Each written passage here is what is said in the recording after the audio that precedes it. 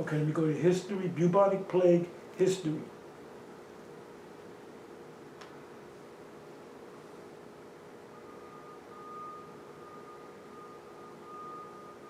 Wow. Now check this out. It says the Black Death or the bubonic plague, also known as the pestilence, the great mortality of the plague was a bubonic plague pandemic occurring in Western Eurasia and North Africa from 13. Who was living in North Africa? Jake. Who was living in Europe, especially Spain? Jake. So our 1,000 years were up. So the Most High had to cut us down. If the Most High didn't cut us down, and the number of people that were taken was up to, some say 75 million, others say 200 million. It says in North Africa from 1346 to 1353, it is the most fatal pandemic recorded in human history, causing the death of 75 to 200 million people, peaking in Europe from 1346 to 1353, peaking in 1347 to 1351.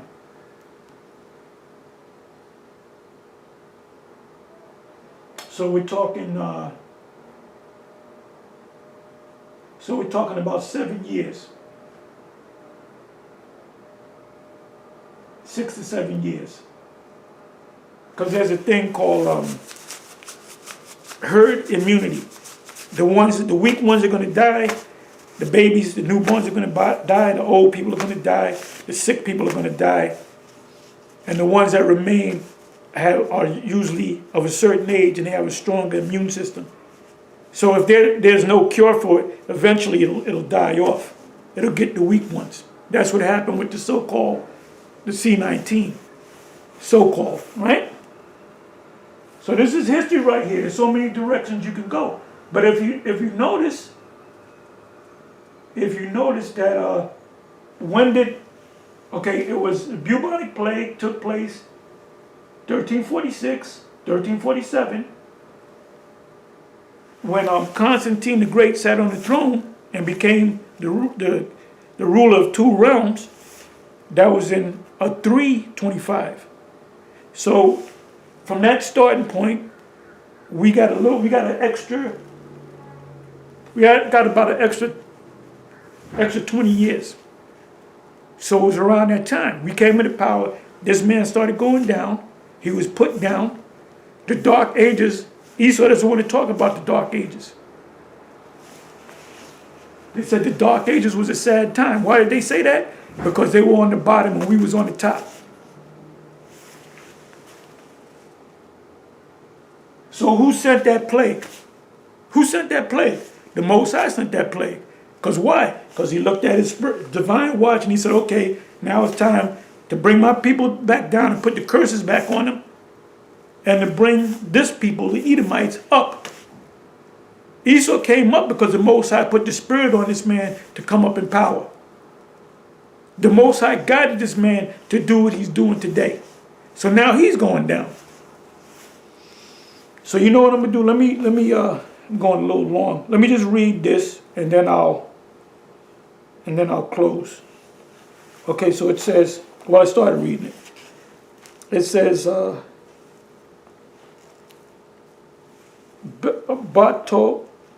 Bartolome de las Casas, among Los Casas' most direct, successes in this creed or belief, the vision of the Indian destiny as a Jewish.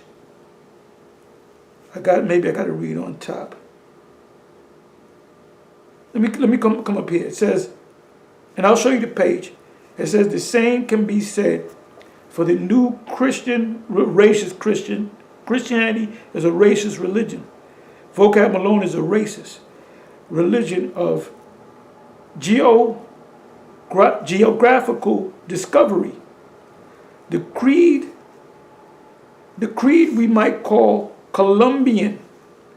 Columbian was a famous name, Columbus, which we have seen in various early manifestations, and which has now found its marks in Bartolome de las Casas. Bartolome de las Casas, among Las Casas' most direct successes in this creed, in this belief. The vision of the Indian destiny as a Jewish one is far more explicit, for they will see the new world natives as what? As descendants of the lost tribes of Israel. Las Casas evidently did not share this view, nor is there any direct evidence that he consequently perceived the Indians in terms of the historic condition of what? Of Jews in new Christians and new Christians. But the age of the Inquisition was, look up Inquisition, characterized by concealed motives and indirect modes of expressions. And if Las Casas did not explicitly attack the dreaded tribunal in his brief of relation, the effect upon Europe, and this goes into something else, but the key point is, he says the Indian's destiny as a Jewish one is far more explicit, for they will see the new world natives as descendants of the lost tribes of Israel. So when they saw them, they said, these are the Israelites. And there's many, let me do this. Let me go to one more.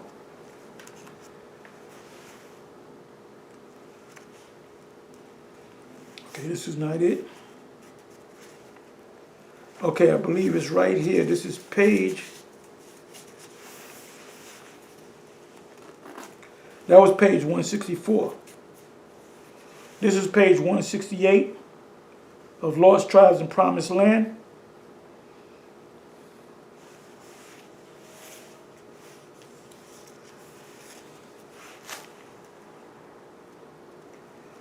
Okay, Eliot's sense of the deep-lying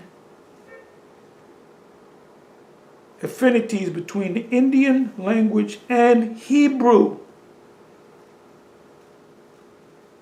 Between the Indian language and Hebrew, because they found out that these Indians in America spoke Hebrew.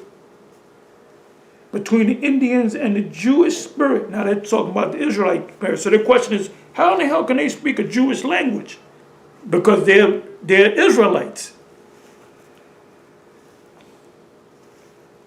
This mode at its height is vividly conceived in a pamphlet describing Eliot's activities that was written in London in 1649 by our old friend Edward, that's not saying nothing.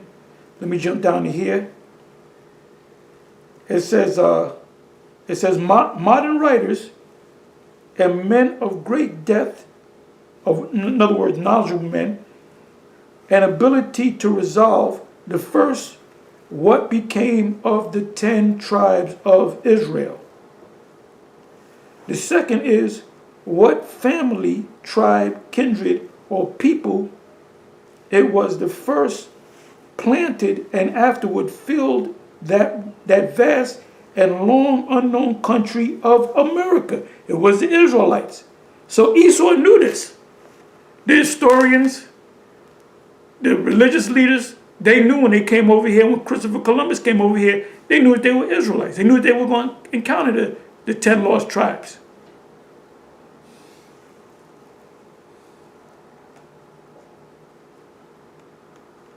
Let me jump down to here. Okay, so it goes on and says, of the 10 lost tribes, Manasseh, that's not the tribe of Manasseh, a man by the name of Manasseh, had answered that at least some of them were in America. And Winslow, who had himself often observed customs among the Indians, the Americans, the natives, of a purportedly Judaic character. That's what James Adair said when he traded with him. He said there were certain words. He said the word for fire they would call ash, which is Hebrew for fire. They would call on Yahweh. Their customs was that of the ancient Hebrews.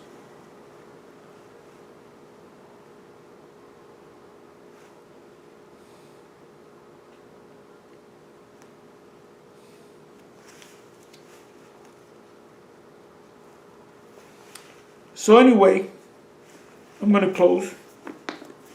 But if you can't get the book, it's a long read, a lot of information in there. I'm going to say shalom.